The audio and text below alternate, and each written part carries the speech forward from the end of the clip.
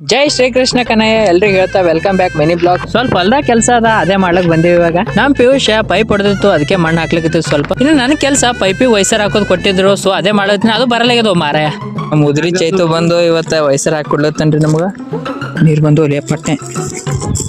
ಅಯ್ಯ ಪಾರ್ ನಾಚಾಕತ್ತದ, ಹಿಂಗ್ ನೀರ್ ಸೋರ್ಬಾರ್ದಂತ ವೈಸರ್ ಹಾಕ್ಲತ್ತೀವಿ. ಅಯ್ಯೋ ಕೃಷ್ಣ ಕೃಷ್ಣ, ನೀರ್ ಬಂದೋಪ್ಪ ಸಾಕು. ನಿಂಬೆ ಗಿಡದ ಕಂಟೆ ಏನ್ ನೋಡ್ಲತ್ತಿರಲ್ಲ, ಇದು ದಾಟ್ ಹಚ್ಚಿಕ್ ಹೋಗ್ಬೇಕು ನೋಡ್ರಿ.